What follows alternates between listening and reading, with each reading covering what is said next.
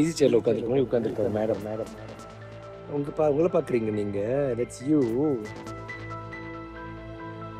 தென்கிழக்கு ஆசியாவை பூர்வீகமாக கொண்ட லார் கிப்பன் குரங்குகள் சிறிய வகை மனித குரங்குகளாகும். இவை நீண்ட கைகளை கொண்டுள்ளதால் ஊசலாடியபடியே செல்கின்றன. லார் கிப்பன் குரங்குகள் பொன் நிறத்திலும் அடர் பழுப்பு அல்லது கருப்பு நிறத்திலும் காணப்படுகின்றன. மியான்மர், தாய்லாந்து, மலேசியா, இந்தோனேசியா உள்ளிட்ட நாடுகளில் லார் கிப்பன் குரங்குகள் அதிக அளவில் உள்ளன. மூங்கில் காடுகள், சதுப்பு நில காடுகளில் வசிக்கும் லார் கிப்பன்கள் ஆறுகள், ஏரிகள், ஓடைகளிலிருந்து விலகி மரங்களில் இருக்கவே விரும்புகின்றன. மனிதர்களைப் போலவே குடும்ப குழுக்களுடன் வாழும் லார் கிப்பன்கள் அழிவின் விளிம்பில் உள்ள குரங்கினமாக வகைப்படுத்தப்பட்டுள்ளது.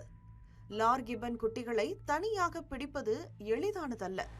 குடும்பத்துடன் உள்ள ஒரு குட்டியை சட்டவிரோதமாக பிடித்தால் அதன் தாய் உள்ளிட்ட குடும்ப உறுப்பினர்களுக்கும் பாதிப்பு ஏற்படும் அபாயம் உள்ளது. இதனால் சர்வதேச வனவிலங்கு வர்த்தகத்தை கட்டுப்படுத்தும் சைட்ஸ் பட்டியலிலும் லார் கிப்பனுக்கு பாதுகாப்பு நிலை வழங்கப்பட்டுள்ளது.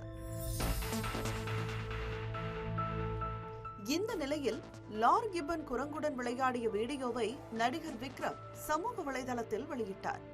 இது குறித்து வனவிலங்கு ஆர்வலர்கள் மற்றும் பாதுகாப்பு அமைப்புகள் கேள்வி எழுப்பியதால் அந்த வீடியோவை நடிகர் விக்ரம் நீக்கினார்.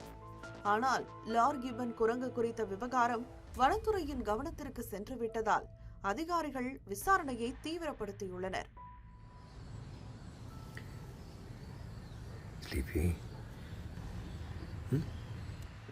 நடிகர் விக்ரமின் மகள் லார் கிப்பன் குரங்கை வாங்க விருப்பம் தெரிவித்ததாகவும், மகளின் வீட்டிற்கு விக்ரம் சென்றபோது அங்கு சிலர் லார் கிப்பனை கொண்டு வந்ததாகவும் கூறப்படுகிறது. அந்த சமயத்தில் எடுக்கப்பட்ட வீடியோவை தான் விக்ரம் வெளியிட்டதாகவும் தகவல் வெளியாகியுள்ளது.